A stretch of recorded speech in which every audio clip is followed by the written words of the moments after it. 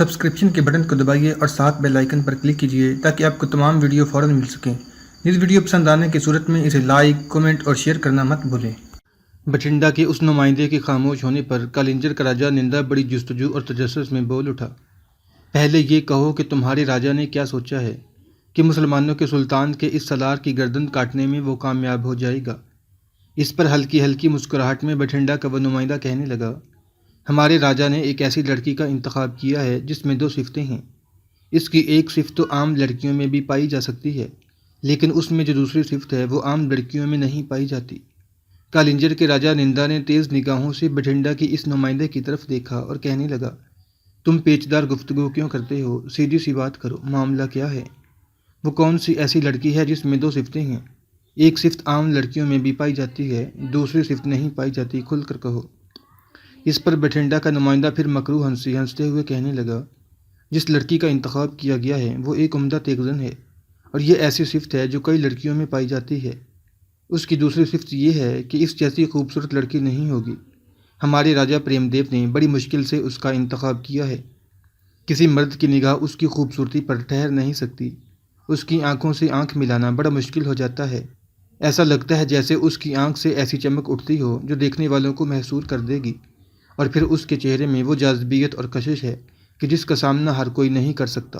یہاں تک کہنے کے بعد بٹھنڈا کا وہ نمائندہ رکا، پھر اپنی گفتگو کو آگے بڑھاتا ہوا وہ کالنجر کے راجہ نندا کو مخاطب کرتے ہوئے کہہ رہا تھا، اے راجہ، وہ لڑکی خوشبوہائے گندم کی مانوس مہک، ورق خوشبو، کشت زرقا اور نمو کی سبز کمپنوں جیسی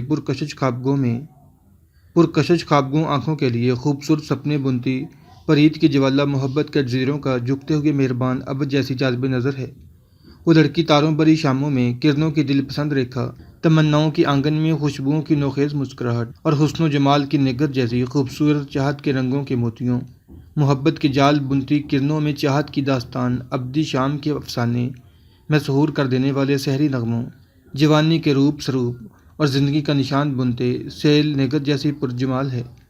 یہاں تک کہنے کے بعد بٹھنڈا کا وہ نمائندہ جب رکا تب اس کی طرف غور سے دیکھتے ہوئے راجہ نندا کہنے لگا، یہ تو نے عجیب ہی گفتگو کر دی ہے۔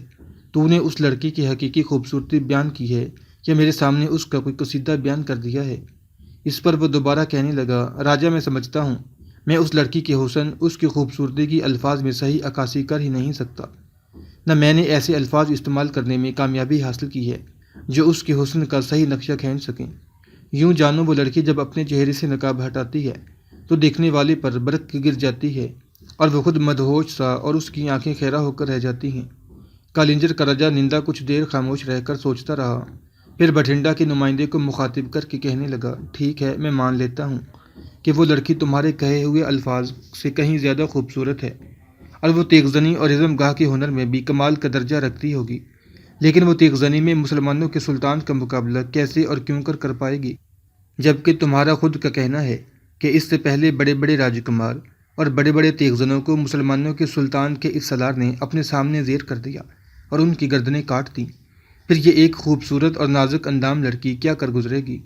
جواب میں پہلے جیسی مسکراہٹ میں بٹھنڈا کے نمائندہ کہنے لگا، یہ لڑکی وہ کچھ کر گزرے گی جو اس سے پہلے کسی تیغزن نے عبداللہ کراتگین کے خلاف نہیں کیا۔ پہلے میں یہ کہوں کہ آپ اپنے حصہ کے لشکر کے ساتھ تو کالنجر ہی میں رہیں گے، دوسرے راجاؤں کا متحدہ لشکر دریا کین کے کنارے ذرا ہٹ کر سلطان محمود کے لشکر کی راہ روکے گا۔ چنانچہ سلطان محمود یہی سمجھے گا کہ آپ نے اپنے شہر کالنجر سے نکل کر مسلمانوں کے سلطان کی راہ روکی ہے، اور اس پر ضرب لگائیں گے۔ جس وقت دونوں لشکر ایک دوسرے کے سامنے صف آرا ہوں گے، تب وہ لڑکی جنگی لباس پہنے، اپنے چہرے کو ڈھانپے، اپنے گھوڑے کو بگاتی ہوئی دونوں لشکروں کے بیچ میں آئے گی اور عبداللہ کراتگین کا نام لے کر اسے انفرادی مقابلے کے لیے للکارے گی۔ چنانچہ لازم ہے کہ اس کا مقابلہ کرنے کے لیے عبداللہ کراتگین ہی میدان میں اترے گا، اس لیے کہ اس سے پہلے ہمارے جس سورما سے بھی اس کا مقابلہ ہوا، اس نے جب عبداللہ کراتگین کا نام لے کر انفرادی مقابلے کے لیے للکارا تو مقابلہ پر عبداللہ کراتگین ہی اترا تھا، لہٰذا وہ لڑکی بھی جب مقابلہ کے لیے پکارے گی، انفرادی مقابلہ کرنا چاہے گی، تو اس سے ٹکرانے کے لیے یقیناً عبداللہ کراتگین ہی اترے گا۔ جب عبداللہ کراتگین اس کے سامنے جائے گا تب اس کی آمد سے پہلے وہ لڑکی اپنی ڈھال اور تلوار کو تیار رکھے گی۔ جو ہی عبداللہ کراتگین اس کے قریب آئے گا وہ ایک دم اپنے چہرے سے نقاب ہٹا دے گی۔ اس کے نقاب ہٹا دینے کی وجہ سے اس کے حسن، اس کی خوبصورتی کی چکا چوندھ اور اس کی بڑی بڑی آنکھوں سے اڑتی روشنی، اس کے حسن کی کشش عبداللہ کراتگین کے حواس پر چھا جائے گی، اس کی آنکھوں کو چندیا دے گی اور چند لمحوں کے لیے وہ مبہوت سا ہو کر رہ جائے گا۔ اس کی اسی کیفیت سے ہی وہ لڑکی فائدہ اٹھا کر اپنی تلوار سے کام لے گی اور عبداللہ کراتگین کو کاٹ کر رکھ دے گی۔ بٹھنڈا کا وہ شخص جب خاموش ہوا تب کچھ دیر تک راجہ نندا گہری سوچوں میں ڈوبا رہا۔ اس کی گردن جھکی رہی، یہاں تک کہ اس کے چہرے پر مسکراہٹ نمودار ہوئی۔ پھر آنے والے ان سب کو مخاطب کر کے کہنے لگا، جو کچھ تم نے سوچا ہے اگر اس پر عمل ہو جائے تو میں سمجھتا ہوں یہ ہماری بہت بڑی کامیابی ہوگی۔ اگر تم چند روز یہاں رک کر مجھے مہمانداری اور تواضع کا موقع دو تو میں سمجھوں گا۔ اس پر آنے والوں میں سے ایک بول اٹھا، اے راجہ، ہم یہاں رکیں گے نہیں۔ ہندوستان کے راجاؤں کا جو متحدہ لشکر اس وقت بھرتپور میں انتظار کر رہا ہے، واپس جا کر ہم نے اسے آپ کے ارادے اور فیصلے سے آگاہ کرنا ہے۔ اس پر راجہ نندا کہنے لگا، اگر یہ بات ہے تو پھر میں تم لوگوں سے پوری طرح متفق ہوں۔ میں اپنے لشکر کے ساتھ کلنجر ہی میں رہوں گا، لیکن تیار اور مستعد رہوں گا۔ دوسرے راجاؤں کا متحدہ لشکر اگر دریا کین کے کنارے مسلمانوں کے سلطان کی راہ روکتا ہے تو میں سمجھتا ہوں اس میں ہمارے لیے بڑے فائدے ہیں۔ اس لشکر کو پشت کی جانب سے میں ہر طرح کی رسد اور کمک پہنچاؤں گا، اور پھر اگر راجہ کے متحدہ لشکر کو کامیابی اور فتح مندی نصیب ہوتی ہے تو محمود کو اتنا نقصان اٹھانا پڑے گا جس کا اندازہ نہیں کیا جا سکتا۔ راجاؤں کا متحدہ لشکر اول تو انہیں خوب کاٹے گا اور ان کی اکثریت کا خاتمہ کرے گا، اور اس کے بعد جب انہیں شکست ہوگی اور محمود کے لشکری اپنی جانیں بچانے کے لیے بھاگیں گے تب پشت پر چونکہ دریا کین ہوگا، لہٰذا بھاگ کر جانیں بچانے کی بجائے وہ دریا کین میں ڈوب مریں گے۔ اب میری طرف جو پیغام تم لے کر آئے ہو اس سے میں پوری طرح متفق ہوں۔ اس پر آنے والے ان نمائندوں نے راجہ نندا کا شکریہ ادا کیا۔ راجہ نندا نے ان کے لیے کھانے کا اہتمام کیا۔ اس کے بعد وہاں مزید کچھ دیر قیام کرنے کے بعد وہ وفد واپس بھرتپور کی طرف کوچ کر گیا تھا۔ دریا سندھ کے کنارے سلطان محمود غزنوی ایک روز اپنے خیمے میں اپنے سالاروں کے ساتھ کلنجر کی طرف پیش قدمی کرنے سے متعلق گفتگو کر رہا تھا کہ سلطان کے کچھ مخبر وہاں آئے۔ ان کی آمد پر سلطان نے خوشی کا اظہار کیا، انہیں اندر بلا کر اپنے قریب بٹھایا، پھر انہیں مخاطب کر کے کہنے لگا، کیا تم کلنجر کے راجہ کے متعلق کوئی تفصیل لے کر آئے ہو؟ اس پر ان میں سے ایک سلطان کی طرف دیکھتے ہوئے کہنے لگا، سلطان محترم، ہم ایک اور ہی خبر لے کر آئے ہیں۔ اس کے ساتھ ہی اس نے سلطان کو بٹھنڈا کے علاوہ دوسرے راجاؤں کے متحدہ لشکر کی حرکت میں آنے کی تفصیل پہلے کہی۔ اس کے بعد اس لڑکے سے متعلق تفصیل سے بتا دیا تھا جو دریا کین کے کنارے انفرادی مقابلہ کے لیے عبداللہ کراتگین کو للکارے گی، اور پھر عبداللہ کراتگین کے سامنے جانے پر دھوکہ دہی سے کام لیتے ہوئے عبداللہ کا خاتمہ کرنے کی کوشش کرے گی۔ وہ مخبر جب خاموش ہوا تب سلطان محمود غزنوی مسکراتے ہوئے کہنے لگا، لگتا ہے بٹھنڈا کے راجہ کو انتقام لینے کے لیے کوئی اچھا سورما اور تیغزن نہیں ملا۔ اسی بنا پر انہوں نے ایک خوبصورت لڑکی کا انتخاب کیا ہے تاکہ وہ حسن کی جھلک دکھلا کر عبداللہ کراتگین کو دھوکہ اور فریب میں رکھ کر اسے اپنا ہدف بنانے کی کوشش کرے، لیکن جو بھی ایسا کرے گا اسے ناکامی کا منہ دیکھنا پڑے گا۔ سلطان جب خاموش ہوا تب مسکراتے ہوئے عبداللہ کراتگین کہنے لگا، سلطان محترم، یہاں کے راجاؤں کا متحدہ لشکر جو کچھ کرنا چاہتا ہے انہیں کرنے دے۔ میرے خداوند قدس کو منظور ہوا تو جس طرح ان کا کوئی حربہ، کوئی فریب، کوئی لوب کامیاب نہیں ہوا، اس بار بھی پہلے کی طرح انہیں ناکامی اور نامرادی ہی کا سامنا کرنا پڑے گا۔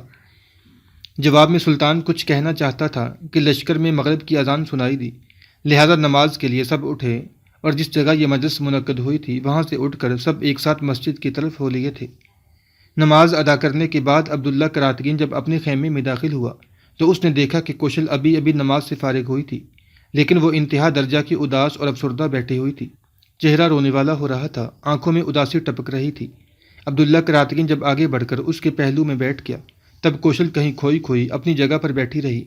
اس کی حالت سے لگتا تھا جیسے اسے عبداللہ کراتگین کی آمد کا احساس تک نہ ہوا۔ آخر عبداللہ کراتگین نے اس کے شانے پر ہاتھ رکھا، ہلکے سے مسکرایا، پھر مسکراتے ہوئے کہنے لگا،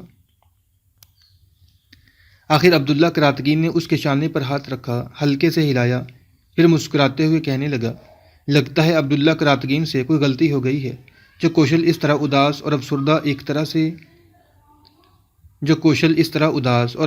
اور ایک طرح کی بے حسی بیٹھی ہوئی ہے۔ نہ ہی پہلے کی طرح میرے خیمے میں داخل ہونے پر میرا استقبال کیا ہے، کیا مجھ سے کوئی کوتاہی سرزد ہو گئی ہے؟ اس پر کوشل نے نفی میں گردن ہلائی، اپنے چہرے پر زبردستی مسکراہٹ بکھیرنے کی کوشش کی، جس پر عبداللہ کراتگین مسکراتے ہوئے کہنے لگا، کوشل، مجھے یہ تمہاری زبردستی کی مسکراہٹ نہیں چاہیے، اصل معاملہ بتاؤ کیا ہے؟ کس نے تمہاری دل شکنی کی ہے یا تم سے کس نے میری شکایت کی ہے؟ اس پر کوشل عبداللہ کراتگین کی طرف دیکھتے ہوئے پھٹ پڑی۔ آپ آج کے بعد انفرادی مقابلہ نہیں کریں گے۔ عبداللہ کراتگین سب کچھ سمجھ گیا تھا، پھر بھی غور سے اس کی طرف دیکھتے ہوئے کہنے لگا، کوشل کیا ہوا؟ کہ تم نے دن میں کوئی ڈراؤنا خواب دیکھ لیا ہے جو مجھے اس طرح انفرادی مقابلہ میں حصہ لینے سے منع کر رہی ہو؟ اس پر کوشل دکھ بھرے انداز میں کہنے لگی، ابھی تھوڑی دیر پہلے کچھ عورتیں میرے پاس آ کر بیٹھی تھیں اور انہوں نے انکشاف کیا ہے کہ ہندوستان کے راجاؤں کا ایک متحدہ لشکر ہم سے ٹکرانے کے لیے پر تول رہا ہے۔ اس لشکر کے اندر سے ایک لڑکی نکلے گی جو آپ کو انفرادی مقابلہ کی دعوت دے گی، اور یہ بھی بتایا گیا ہے کہ وہ لڑکی انتہا درجہ کی خوبصورت ہے۔ آپ کے سامنے چہرہ ڈھانپ کر آئے گی اور پھر ایک دم اپنی خوبصورتی کی جھلک دکھلا کر آپ کو دھوکہ اور فریب میں ڈال کر آپ کو اپنا ہدف بنا کر آپ کو نقصان پہنچانے کی کوشش کرے گی۔ اس کے باوجود آپ مجھ سے پوچھتے ہیں کہ میں اداس اور افسردہ کیوں ہوں؟ عبداللہ کراتگین نے بڑے پیارے انداز میں کوشل کا سر پکڑ کر اسے ہلایا، پھر کہنے لگا، کوشل تم میری بیوی ہو، میری نگاہوں میں تم سے خوبصورت کوئی ہے ہی نہیں۔ وہ لڑکی اگر انفرادی مقابلہ میں میرے سامنے آتی ہے اور اپنے حسن اپنی خوبصورتی سے مجھے دھوکہ اور فریب میں ڈال کر مجھے نقصان پہنچانے کی کوشش کرتی ہے تو سنو کوشل، میں اس کے سارے ہنر، اس کی ساری خوبصورتی، اس کے شباب، جوانی کی شادابی سب تیرے پاؤں کی دھول بنا کر رکھ دوں گا۔ عبداللہ کراتگین کے ان الفاظ پر کوشل نے فخریہ انداز میں اس کی طرف دیکھا تھا۔ چہرے پر گہری مسکراہٹ نمودار ہوئی، کچھ کہنا چاہتی تھی کہ عبداللہ نے پھر اسے مخاطب کیا، کوشل ایسے موقع پر میرا انفرادی مقابلہ کے لیے نہ نکلنا بڑا معیوب ہے۔ لوگ یہ بھی کہیں گے کہ عبداللہ کراتگین بزدل ہے، بلکہ اب تو کچھ لوگ یہ بھی کہیں گے کہ کوشل کا شوہر عبداللہ کراتگین بزدل ہے۔ تم فکر مند نہ ہو، اس لڑکی کے للکارنے پر میں اس کے مقابل جاؤں گا، پھر میں دیکھوں گا اس کے حسن اور اس کی خوبصورتی میں کیسی چمک ہے اور وہ مجھے کس قدر متاثر کرتی ہے۔ کوشل میں تمہیں یقین دلاتا ہوں کہ اس لڑکی کو ناکامی کا منہ دیکھنا پڑے گا۔ کوشل میں تمہارا شوہر ہوں، تم میری بیوی ہو، تم سے بڑھ کر نہ میں کسی کی خوبصورتی سے متاثر ہو سکتا ہوں، نہ کسی لڑکی کا حسن اور اس کا شباب مجھے مسحور کر سکتا ہے۔ میرے لیے تم ہی سب کچھ ہو، اس کے علاوہ مجھے کچھ نہیں چاہیے۔ عبداللہ کراتگین کے ان الفاظ پر کوشل کی خوشی کی کوئی انتہا نہ تھی۔ اتنے میں دونوں میاں بیوی کا کھانا آ گیا تھا، لہٰذا گفتگو کا سلسلہ ختم کر کے وہ کھانا کھانے لگے تھے۔